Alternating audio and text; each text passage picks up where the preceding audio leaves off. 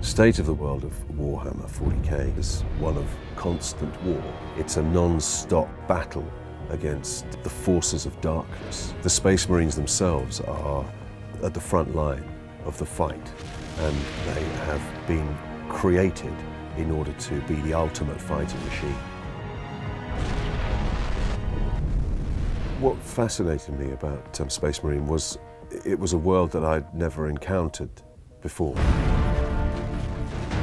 I realised there are dedicated enthusiasts, and over 20 years this has been an IP that people are very enthusiastic about. So to see something that's had that kind of longevity, there has to be something behind it.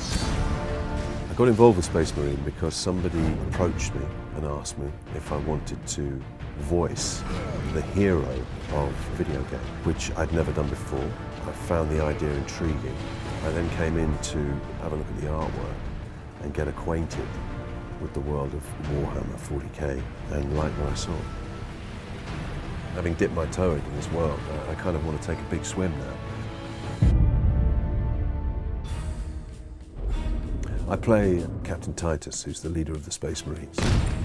And he is a 7-foot fighting machine. He is a warrior monk. There's a Zen element to him that allows him to perhaps question things that other Space Marines wouldn't. Our plan is unchanged. The appeal of playing Titus, bearing in mind I've played a lot of villains in my time, was that he's the hero. The fact that he has a strand of something that runs through him makes him a little more interesting than just a straightforward whiter-than-white hero, was what appealed to me as well. I don't believe the world is black and white. I don't believe that people are black and white. I think we all have the possibility to be villainous within us, but we all have the possibility to be heroic. We need to get down to the surface to take out the gun battery. Do you want to go home already, Sergeant?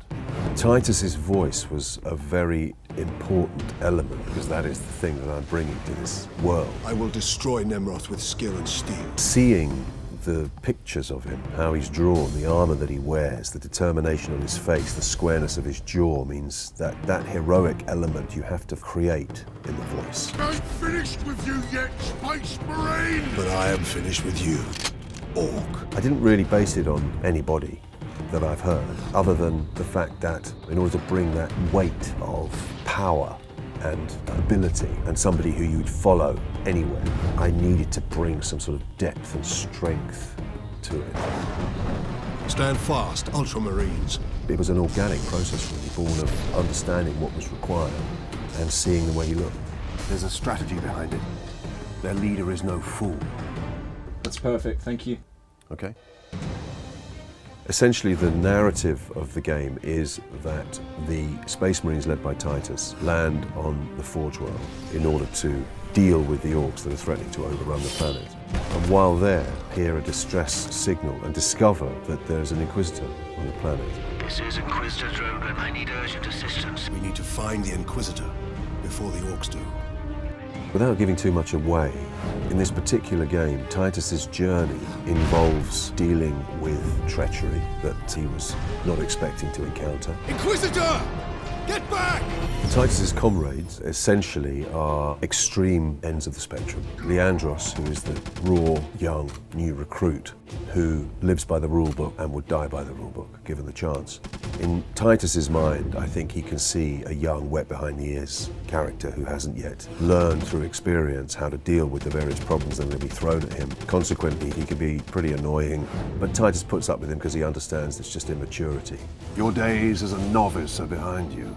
Why do you still interpret the Codex so narrowly? I suppose he has a natural distrust of anybody who lives by the book. The search for answers must wait. What if that is too late? You forget yourself, Ultramarine. Sidonis is perhaps he's his equal. He's certainly a battle-hardened veteran of many campaigns and is probably Titus's closest companion, if he has such a thing. He trusts him, relies on him, would have him as his point man in any given situation. Never trust the Inquisition! Voice acting in a video game differs from film in the sense that you haven't got the ability to demonstrate anything with your face, with your eyes, with your demeanor. Everything is distilled into the way your voice sounds and the way that you communicate with the words that you're using, what's going on in your environment. It's not for everyone. You really have to find the right tone and find the speed and the pace to carry people along with you. There is a real discipline involved. Nothing can tempt me from the path of honor.